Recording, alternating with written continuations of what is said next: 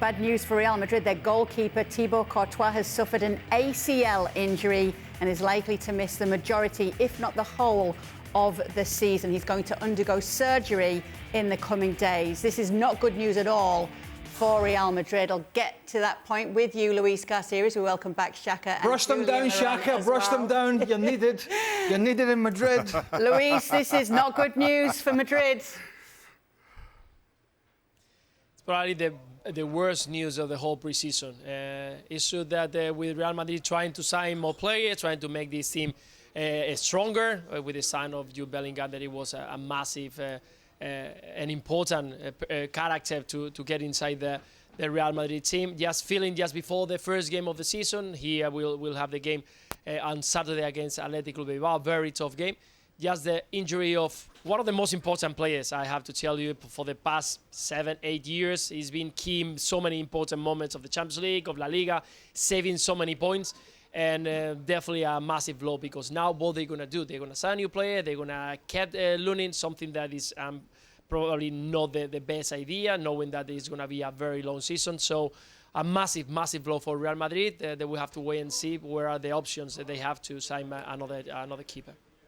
OK, let me go to our resident goalkeeper here then in Xhaka Hislop, and what it's like as a goalkeeper to get injured like this and then know everything that it entails. You broke your leg at West Ham, Xhaka. What was that like? It was tough. Well, for me, it came off the back of what I thought was my best season as a professional. The season before, I then broke my leg halfway through my second season at West Ham. And in all honesty, I think I broke my leg in February and came back to start the following season. And I thought it was too early. Certainly in hindsight, it proved as much. And I struggled for all of that season and really struggled to refine my form, refine my confidence. Now, just kind of given the way the science has developed, you don't think that Real Madrid are going to make the same mistake with Thibaut Courtois. But when we were talking about who, certainly for my money, has been the best goalkeeper in the world over the last couple of seasons, if you're Real Madrid, you understand exactly why or how big a miss it'll be and why you want him to come back sooner rather than later. For me, Andre Lunin, whether they decide to go with him, I think is a very good goalkeeper. He's no Thibaut Courtois, but he's a good goalkeeper. If you decide that you need to look elsewhere, there's somebody like David De Gea who's still available on a free, or may still be available on a free. That is an option for them as well. But there's no simple answer here, because as I say, when you have a goalkeeper who served you as well as Thibaut Courtois has over the years, who is as important to you as he has been, there just isn't an easy solution. Just ask Bayern Munich how they after Muller's injury last December, they brought in Sommer, who for my money had been the Bundesliga's best or second best goalkeeper for quite some time, and even then that wasn't enough. So Real Madrid have a job on their hands in trying to fill a void that I don't think there's another goalkeeper in the world that can.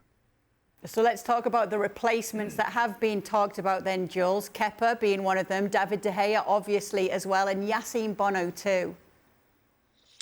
Yeah, it's interesting. I mean, on top of everything the boys have just said, and what terrible news for Courtois and Real Madrid is that it happens literally when the season is about to start. If it had happened in June, for example, or even at the start of pre-season, then you would have a bit of time to get someone in, to get him to train with the team, knowing Carlo Ancelotti, etc., etc. Now you can start with, as we said, Lunin, but then you need whoever comes in, because someone will come in. Let's be honest, they're going to sign someone else.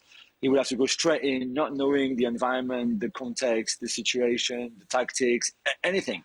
So it's even more difficult. I think De Gea is appealing because, as Xhaka said, is obviously available on a free. I think Bruno, who a few clubs already like Bayern Munich, like Inter Milan, have inquired about, he's ready to leave Sevilla. Is obviously, again, he's in his 30s. So, I mean, whatever you do now is just for the season, because you would expect Courtois to come back in a year's time and get his place back anyway. So you're not going to spend 80 million on someone knowing that Courtois is going to be back at some point. So I think for me, Bruno and De Gea make more sense than a Kepa, where you will have to pay a substantial amount to get him, considering that, you know, even if he's near the end of his contract at Chelsea, he's still in the contract. Well, thank you very much for watching ESPN on YouTube. For more sports highlights and analysis, be sure to download the ESPN app. And for live streaming, premium content, and let's not forget as well, ESPN FC 7 days a week. Subscribe to ESPN Plus.